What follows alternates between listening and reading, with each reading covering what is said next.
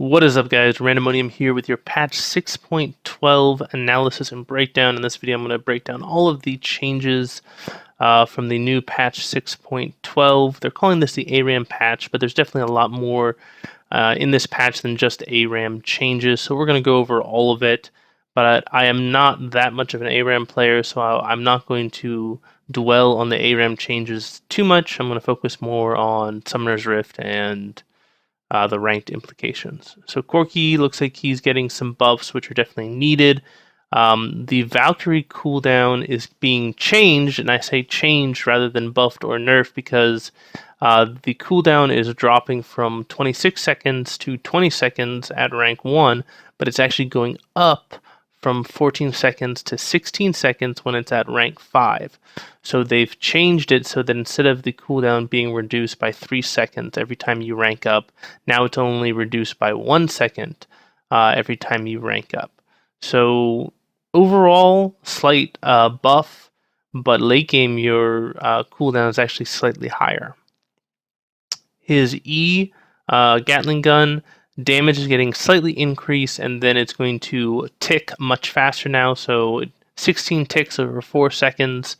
The big implication for this is that it's going to reach maximum shred twice as fast, which is definitely good. I feel like Corki's Gatling gun is the least utilized of his abilities.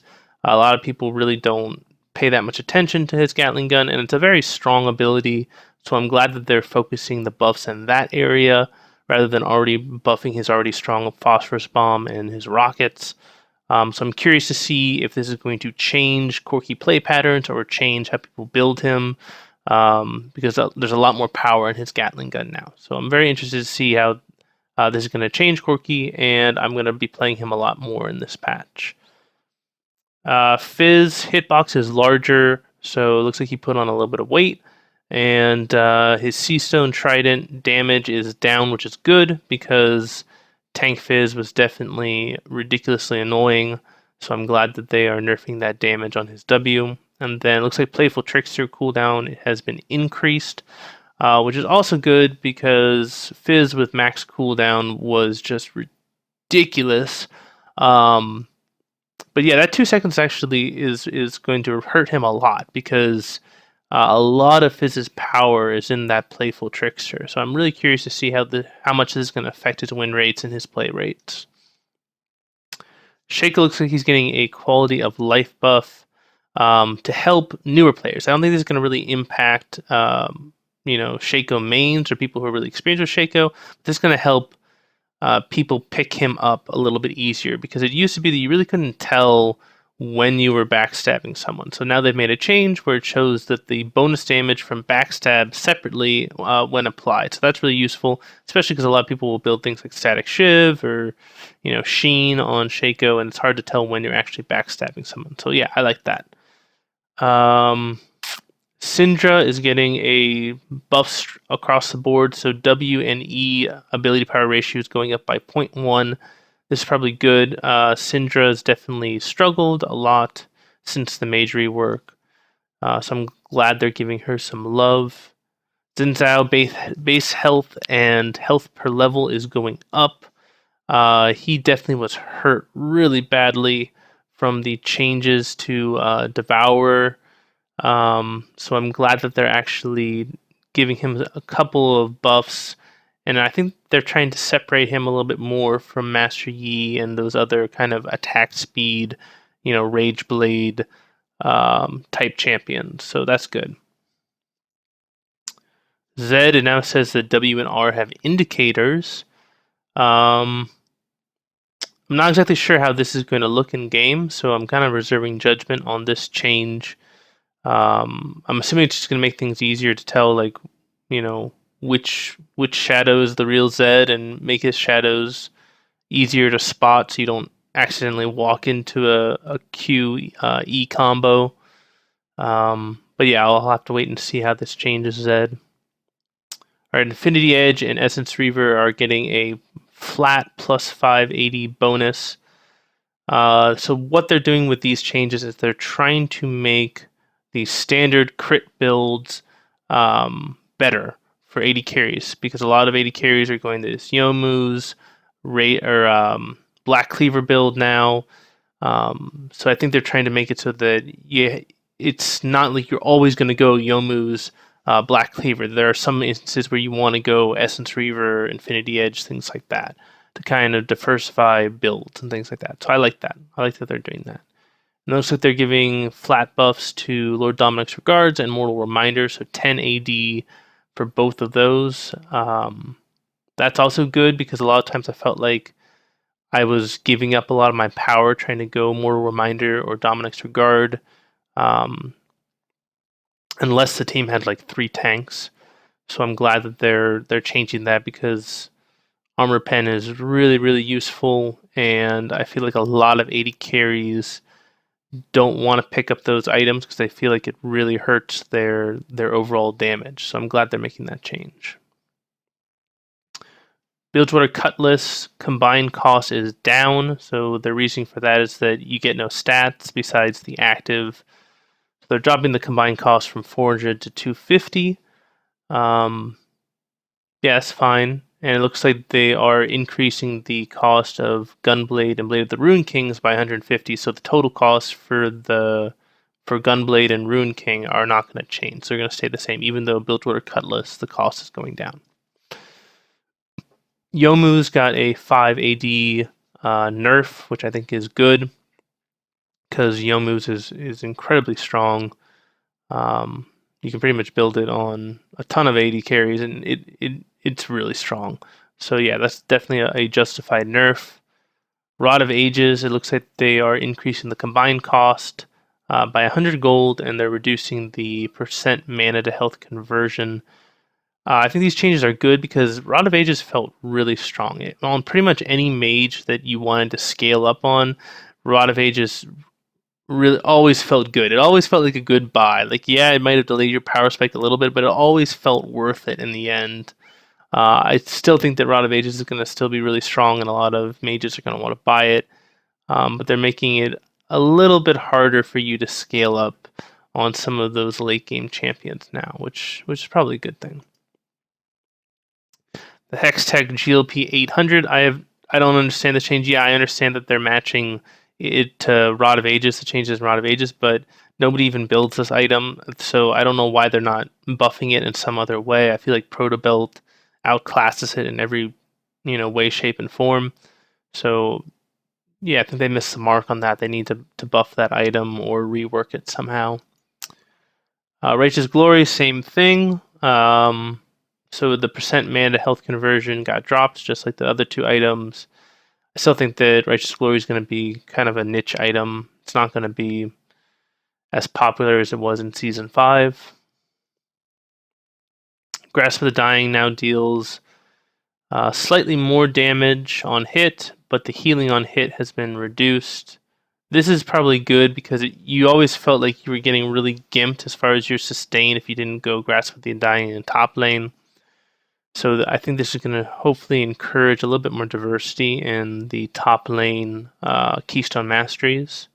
And actually, it's a buff to the amount of damage that the tanks can do. It just reduces their ability to sustain a little bit more. So yeah, I think that's a good change. Fervor Battle got nerfed, so abilities no longer give 2 stacks; they only give 1 stack.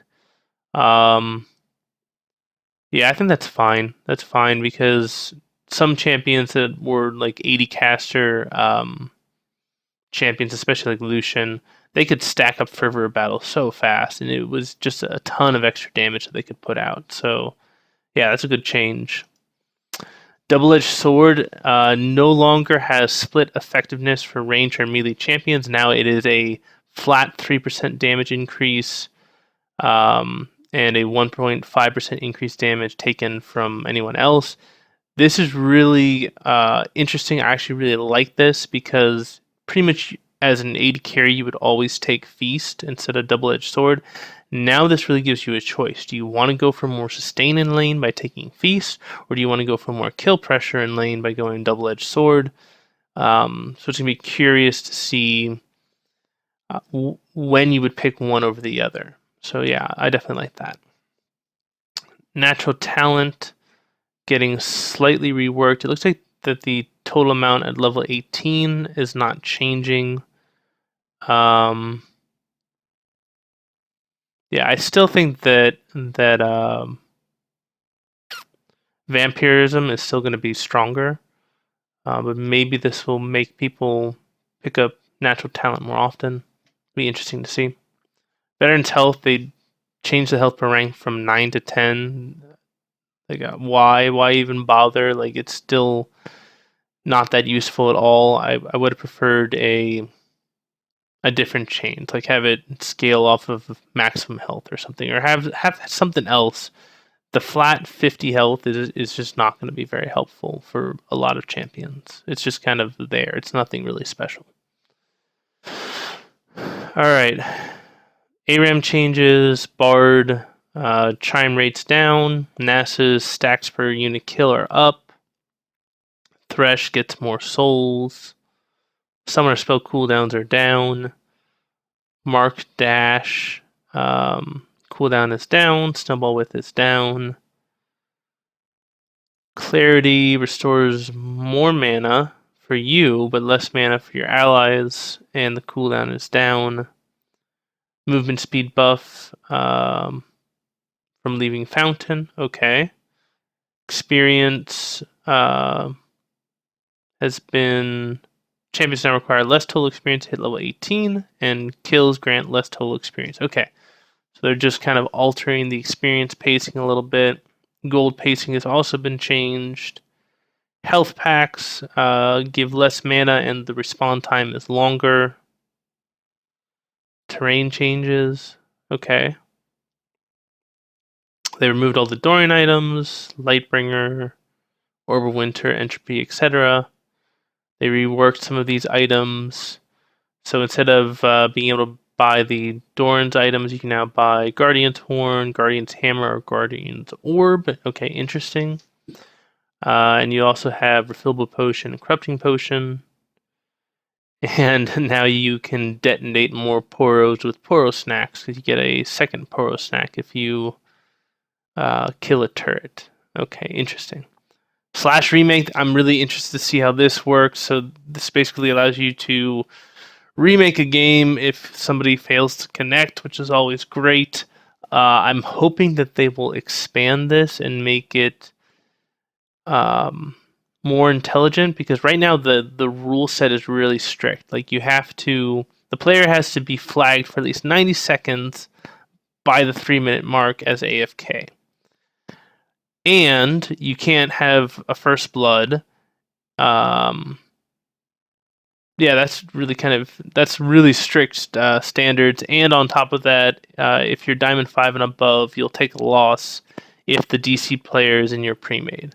So that's kind of interesting that they're making sure that people can't abuse it. I like that. But hopefully they extend this remake feature to more than just the 3-minute mark, because it freaking sucks having somebody DC, over and over again throughout a game and stuff like that. So hopefully this is just the first step of a greater master plan for the remake feature to make DCs and trolls and ragers and AFKers have less power in the game. You can now get champion mastery in Howling Abyss and Twisted Treeline. That's great. That'll encourage people to play Howling Abyss and Twisted Treeline more, because I know that I wasn't playing ARAM as much as I used to because I wasn't getting any champion mastery. So that's good. And then definitely some changes, some bug fixes. One of the ones that I noticed that I had seen was they fixed a visual bug where Lux could sometimes appear to cast multiple ults in rapid succession. Yeah, this was a really funny bug, so I guess they finally fixed that. And then for the skins, looks like Darkstar Thresh and Darkstar Varus, which both look kind of cool, but I don't think I'm going to pick up either of them because I don't main Varus or Thresh. But yeah, that's the patch notes. Not too much going on in this patch. Definitely very interested in the Corki changes, and I'm definitely going to try him out and maybe try some new builds on him and see if I can find any new OP strats. But let me know what you guys think about this patch. Let me know if you disagree or agree with what I have said. And let me know if you have any super secret strats for this patch that you think are OP. But yeah, if you like the video, please give it a thumbs up. If you like the content on the channel, please subscribe. Hope you guys have a great day. This is Randomonium signing off.